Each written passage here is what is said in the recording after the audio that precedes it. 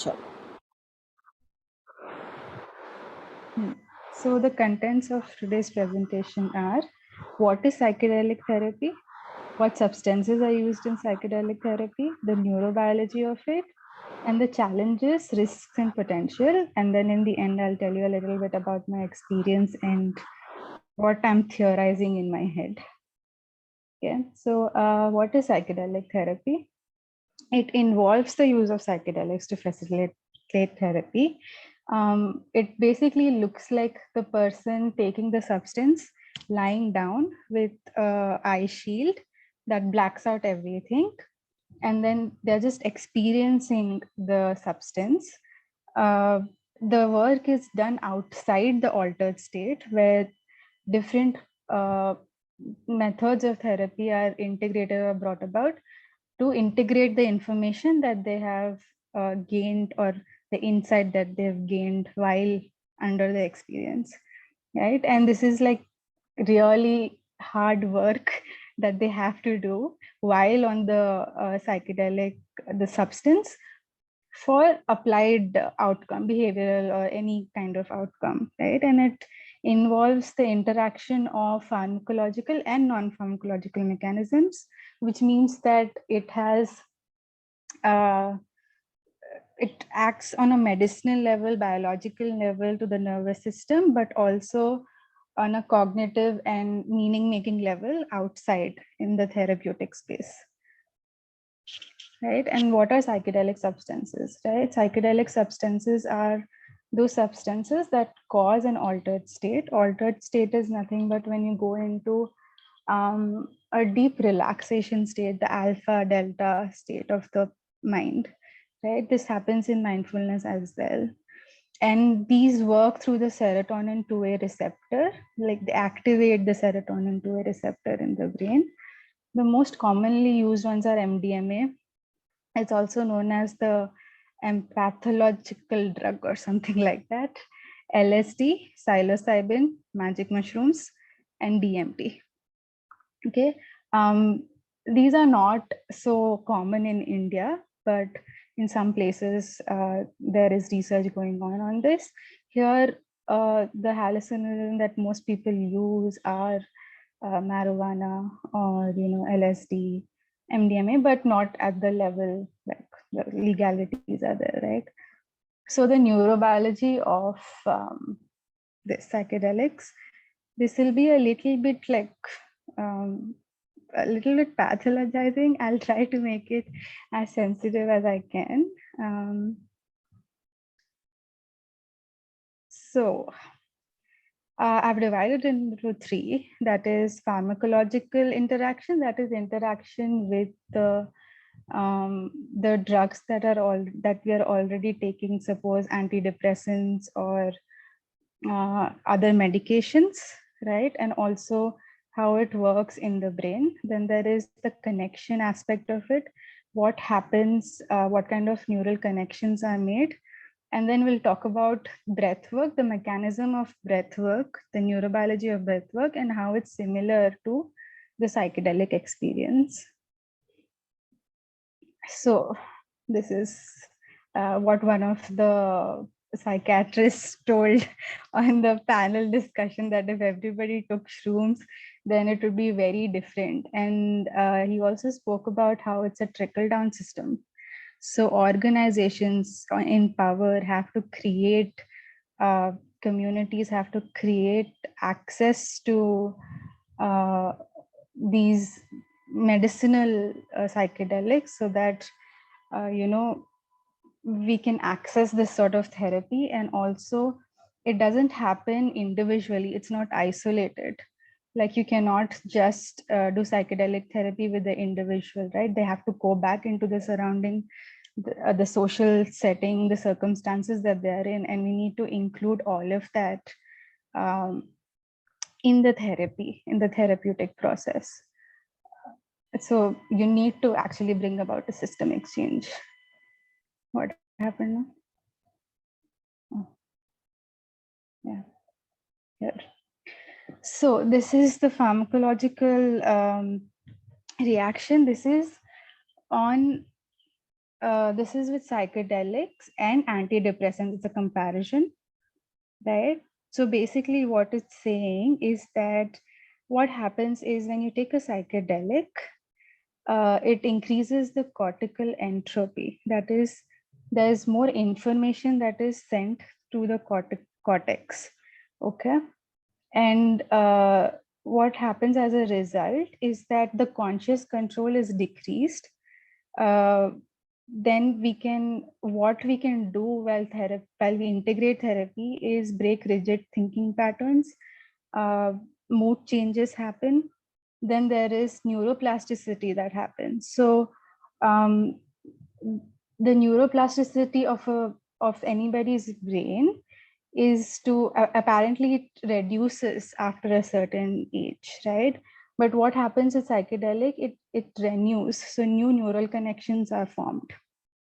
Okay, and what happens in psychedelics is that the connectivity between the neurons increases, unlike when somebody's on cocaine, then the activity increases, which means that the brain wave or the oscillation is very random and not in sync. But when we say connectivity, it means that the areas of the brain that are the sensory areas especially and the cortical areas are in sync, right? And psychedelics reduce the associated brain functioning, which means that associated brain functioning is basically how you process the information that is being given to you, right? And that happens through what you've learned before, like whatever internal ideas that you already have, the association that you make of the information that is coming in.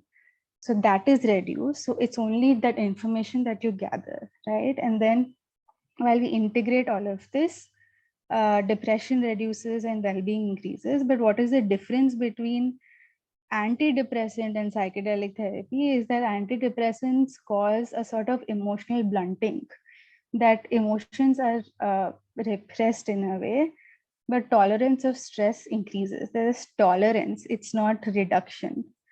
And then, but in psychedelics, the emotions are allowed to flow. The negative emotions resurface, memories resurface, a lot of shit happens, but that needs to be integrated. Learning and unlearning happens. Environmental sensitivity, of course, the sensory output increases, right? Because there's a lot of information that goes through.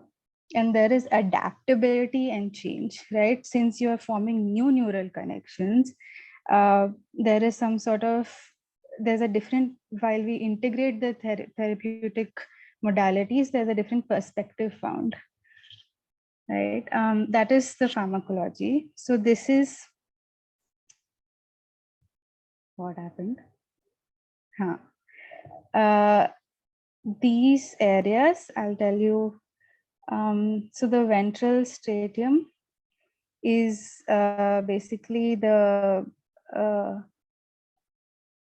audio, like ventral stadium and temporal cortex, I think, are sensory and limbic processes. Thalamus is where your like the information gets filtered through the thalamus, and then there is the PCC, right? The cortical functions, limbic, amygdala, and hippocampus, and all of that. Right. So what happens is on LSD, the connectivity between all of these areas of the brain, these are all sensory areas and areas that involve conscious control and all of that, the connectivity increases, right? But the connectivity between thalamus and PCC decreases, which means that your conscious control decreases. Thalamic filtering happens, which means that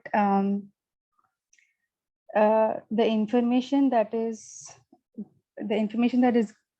has come from the environment directly goes to the cortex. It doesn't get filtered by the thalamus. Usually what happens is the thalamus filters it depending on whatever memory or associated thinking you have, right? But it goes directly to the cortical areas.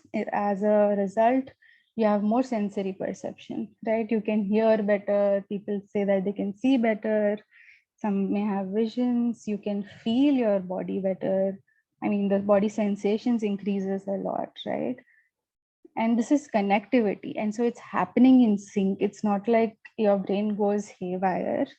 It's happening in sync, right? So what happens in psychedelic experience to like a summary of it is that there is increased connectivity.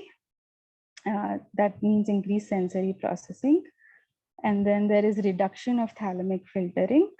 So introspective and extrospective stimuli, that the stimuli that you get, the introspection of it is reduced. Then there is associated brain regions, they're not that connected, reduced connectivity of that.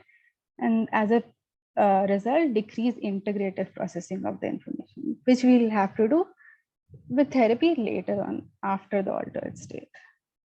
Now, the connection part of it, right?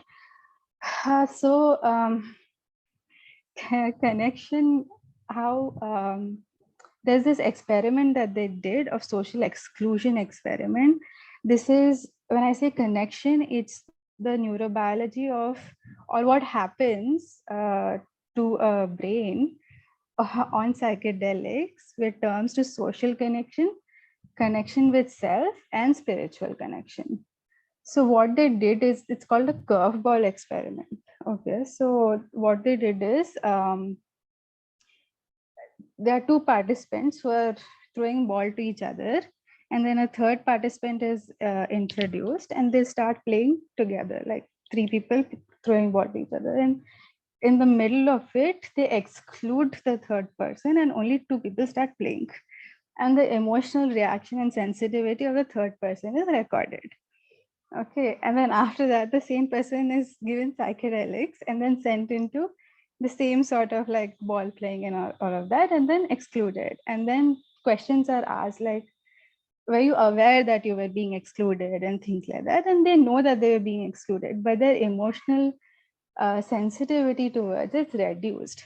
They are not, they don't react similarly. They don't feel excluded. They just feel like these two people are playing, right? So and then there were other experiments also that were done, and what it said is that in the developmental stage, right, when there is the social emotional learning, the reward system that opens up, right, and then like a child learns through emotional and social learning, that if there is trauma within that developmental stage, and it gets like after a point you don't really it doesn't develop, or it doesn't keep going on, like, but on psychedelics it reopens.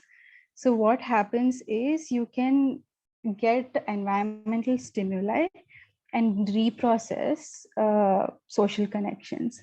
You feel more openness. There is more emotional empathy that you experience. There is no significant data on cognitive empathy. When I say emotional empathy, I mean you can feel with the other person. Cognitive empathy is to recognize what the other person is feeling.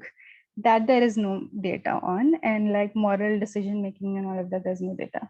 But what this social connection or the reopening of emotional processing and social connection can do is, how does it work within a therapeutic alliance? Because there's a relation or there's a bond that is formed between the therapist and the client, right?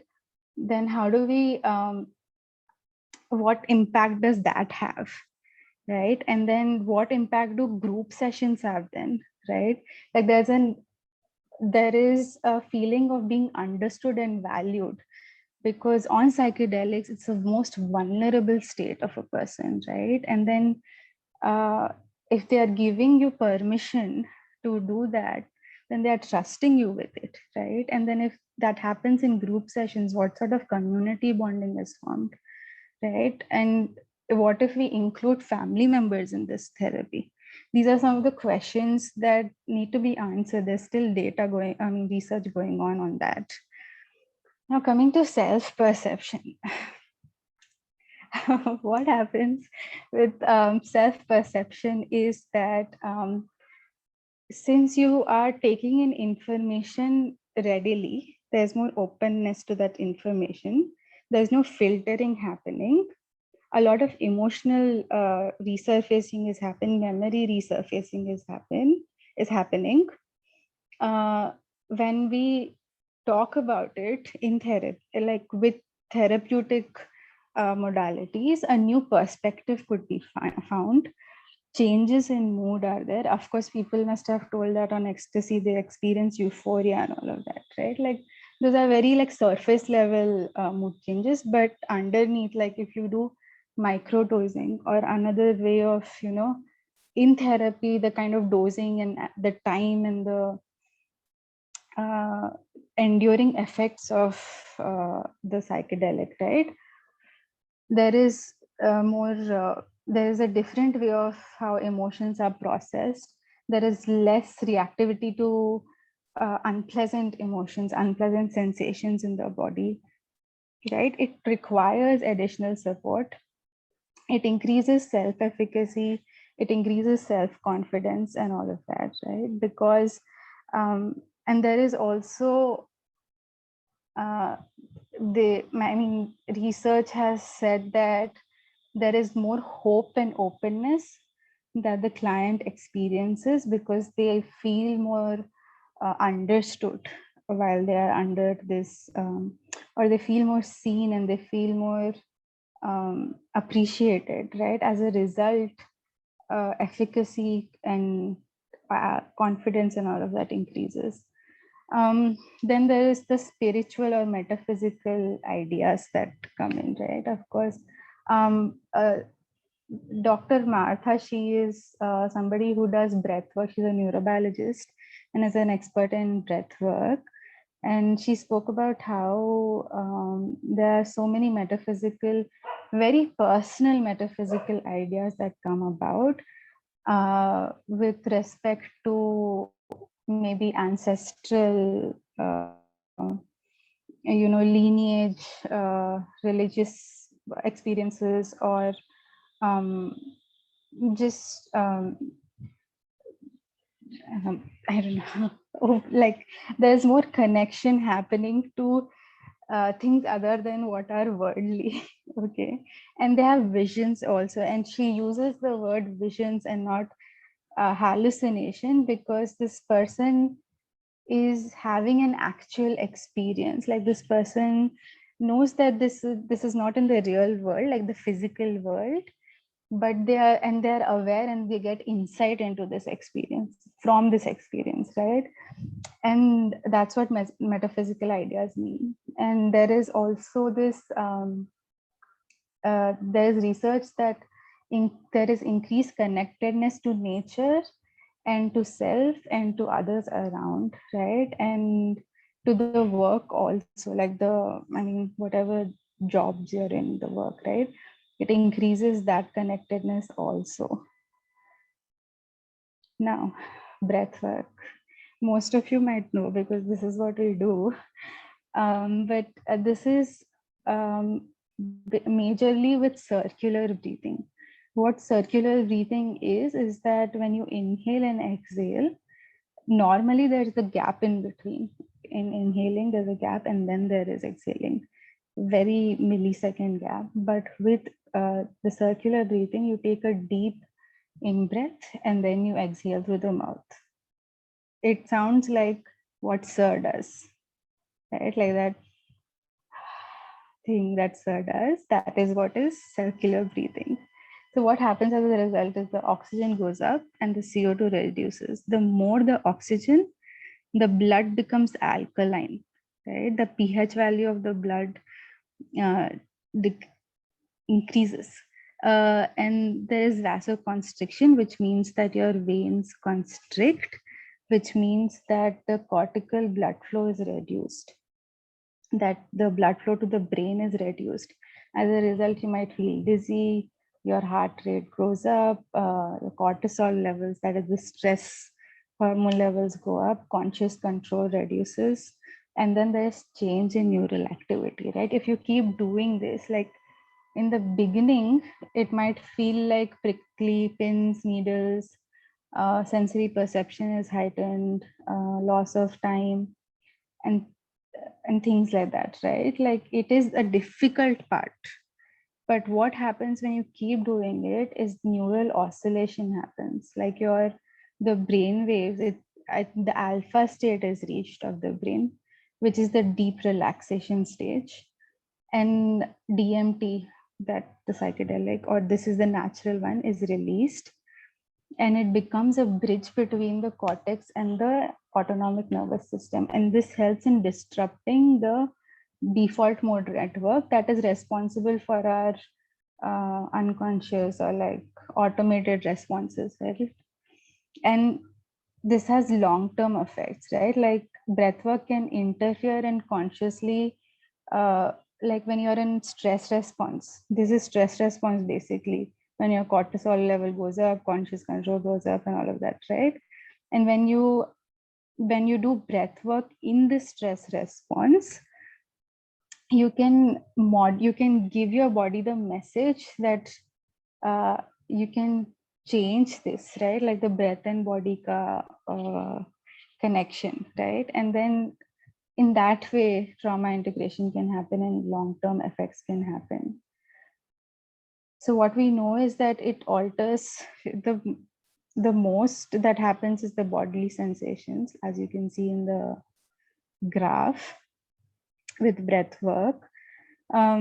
It alters physiology. It affects the neural activity. There's more trauma processing in an embodied way. It needs safety and it needs support, because there's a lot of since there's a lot of surfacing of emotions and memories, they can be really difficult memories to process and difficult emotions to process. Some people have like beautiful insights, like they go into this thought world and come back with insights, right? It's not necessarily just focusing on the breath. So, and this is similar to what happens in with psychedelics. The same neuro processes happen, but it's psychedelics, it's more faster and more accelerated. But what we can also do is that if we introduce circular breathing, like, or if the knowledge of circular breathing is there and then the person is on a psychedelic experience, then they can integrate the two and recognize what emotions are surfacing, uh, access the sensory information that they're getting. Like the trauma is stored within the body, right? So what sensory information is coming up, what sort of emotions are surfacing, what sort of, then we, like with talk therapy, we can integrate what it means, what meaning we're making of it, uh, of the sensory perception of emotions and all of that, right? That is the breath work. Now the challenges of this therapy, of course, there are challenges, a lot of challenges and risks as well. So ethical is, I think, the most important here. When we talk about the role of the therapist, we have to make sure that we don't become these gurus that are, like when they have metaphysical experiences, we are saying, oh no, this is wrong, this is correct, right? Like their metaphysical experience, their value is what we give. We sort of guide them through it to make meaning of their experience, instead of, like, it's the same with how therapeutic ethical roles are, right? You don't pose your values on the person, right? But we try to integrate everything and the boundaries that we create within, because there's a power dynamic, like unlike with talk therapy, where we are trying to break that power dynamic, right? But here there is a clear power dynamic, because the other person is in a vulnerable state under psychedelics, right? And they're giving you the power to have access to them in that vulnerable state. So you need to be very careful around what kind of boundaries you make with the person, right? If the boundaries are not, there are stories where there has been abuse of power, right? And then that leads to even more trauma. And this is on psychedelics. So it is like more lasting trauma. So really, this is something that we need to be very careful about. And then a lot of regressive, a lot of training is needed, of course, because to know the patient, there needs to be a rapport building, right? Beginning with, there needs to be a rapport building. You need to first talk through things, then you need to have an understanding of all the changes that happen in your body. You need to feel safe with the therapist. And all of that happens, and then we need to, depending on the client, we need to decide the dose and time of the treatment and things like that. And then what sort of modality will you introduce to integrate whatever experience they have been processing, that they need to process, right? Like it's different with somebody, they have told that all the internalized disorders need psychedelic, uh, like can help with psychedelic therapy. I want to rephrase that: internalized systemic failures that can be reprocessed with psychedelic therapy. And of course, it's how the system, how we want to change the systems around us also. We can, it's not like in isolation, right? Like when we are saying that we'll do psychedelic therapy, we are just doing it on the client that comes, right? We are not looking at what the system has done to them to bring about whatever issue there is. But when we integrate things, we are also giving them an opening to how they want to live their life consciously, right? And how they want to influence uh, things that are there around, right? Basically, I don't know how narrative will work with this, or how meaning making will work with this, but it's something to explore. Another challenge is there is very little data, and most of the data is based in US and Germany, my clients there, right? Indian context, there's not much data. There is not much data on people with neurodivergence. They don't know, there's very little participation, right? So the dose and micro dosing, or how much dose and over what period of time, what are the conditions, what is the context of the person, and all of these things, right? There's very little data. So it's still a growing field. So there is still a lot of research that needs to be done. And legality, of course, is a challenge. It takes years to get it legalized. It's only legal in some places in US and Germany, and mostly shrooms, right? And people use it uh, illegally here, but we don't know where. So the risks, this is important, is that it can cause harm in people with psychosis or predisposition to psychosis, which is why the history taking, the rapport building and all of that is important, to know if this person might be vulnerable to certain sort of, symptoms. There's fear, panic, confusion, because what happens is, when you're in this vulnerable state and you have access to emotions, a lot of repressed emotions might come up. There might be repressed anger that might show up, right? And if it's in an uncontrollable range, it might turn into aggression. It might be dangerous. Some people feel like they're having a panic attack, or they might be dying and things like that. There needs to be proper moderation, and there needs to be somebody present to help them feel safe, to guide them through that experience. The physiological changes are like rise in blood pressure and elevations in pulse, headaches after use, and then perception changes are very like there is long-term effects, right? Because of new neural connections formed. So there's persisting perception changes. Now the potential of psychedelic therapy. Right. So the neurobiological potential is, I've mentioned this already, but I'm just going through it again. New neural connections are formed, that neuroplasticity increases. Information integration is more rewarding, positive, and pleasant. There is biological changes of the nervous system. Your fight, flight, freeze response is, uh, it can be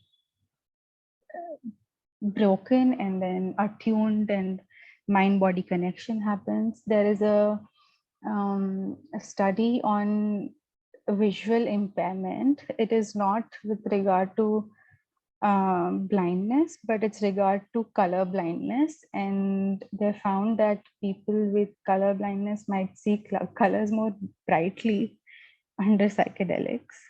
um, the emotional potential is increased adaptability, tolerance, changes in mood, hope, that in a vulnerable state, so a lot of vulnerabilities comes about. So with the emotional potential, right, I'll talk about an example to understand how psychedelics, or just this experience of under that altered state, might help. I know one person who, after one dose of MDMA, they experienced this rage in their body, anger in their body that was repressed. And they might have reactions like they will break down, they'll cry and things like that, or they will just feel very, very angry and all of that, right? What happens if this person persists in using MDMA or LSD without safety, then there might be psychosis, or things like that, and then they go to a psychiatrist and they are given antipsychotics and all of that, right? But what if we listen to the story closely, right? Like, what emotion is surfacing and where is that emotion surfacing from? And like, the vulnerabilities of the person are coming about in that state, right? So we listen into the vulnerability. What the person is saying is the most vulnerable for them, what emotion, right? And then how do we really talk about, how do we integrate it, how do we talk about it, right? And then of course there's insight in their own behavior. Patterns are recognized, new self narratives can be formed, embodied changes happen because the experience is very embodied. It's not in the mind, it's very physically, like the trauma literally moves out of the body if properly and safely used. And social, it increases empathy, openness, culture and community value is formed. There is increased bonding, but also there is this thing that if you're doing uh, if you're doing psychedelics in a group, then uh, group may the insight will increase, but individual insight will not increase because you are just like uh, you're attuning to the group, right? So a lot of bonding will happen and things like that. Now, my theory based on my experience. So my experience with it was that it was not with psychedelics, but it was with marijuana, which is a hallucinogen, but like not as beneficial as MDMA or LSD or shrooms. But what happened is I had more access to the sensations in my body, but I had the knowledge of mindfulness, which is why I knew what this was saying, what this meant, right? So in the beginning, if we are doing talk therapy and we are talking about mindfulness or whatever AC, ACT or CBT, anything that works for the client. And we are reauthorizing and reshaping the stories that they tell, right? Like I think there's this quote by somebody that says that the need to be their own biographers reduces, right? So after doing that, right, when we have access to these bodily sensations, we recognize what trauma is stored within the body, right? And you pay attention to it. And when you pay attention to it, it sort of moves through the body. Like I'm telling from my experience, it moves through the body. And there is, when you go into the when you go beyond the alpha state of the brain, there is more insight into what sort of generational trauma that you might be carrying, right? Like, you know, your family history, and and perhaps you've spoken about it in therapy. You've spoken about your parents' reactions in therapy, perhaps, or your relational reactions, right? And then there is more, for me at least, there was more insight into the patterns of behavior that happened. Some people have vision, some people talk to ancestors and figure out what is happening, right? And then there is this Jungian theory of collective unconscious, right? But also just the concept of unconscious, that we go through life, the unconscious element of our psyche will present itself in our life anyways, even if we consciously try to control. There is suffering present, and that suffering is that unconscious psyche that is coming about, right? And he also says that um, all of the generational and ancestral trauma, which is not processed, which is not resolved, remains in the psyche, remains in the unconscious psyche.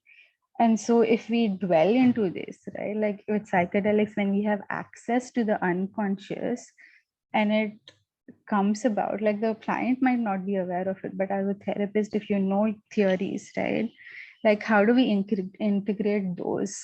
How do we actually make this emotion that rests in the body as body sensations, like the constriction, how do we make it, how do we expand it into openness, how do we uh, just process what is happening in the body, right? So that is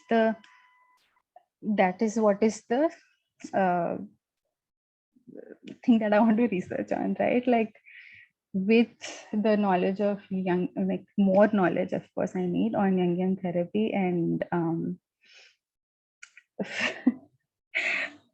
mindfulness, and how do we use mindfulness uh, and psychedelics to process trauma, right? That's the goal, I think. The most important question of all: how many of you are willing to try shrooms and marijuana after this discussion? Yeah, and that's about it. Please send a heart. Oh.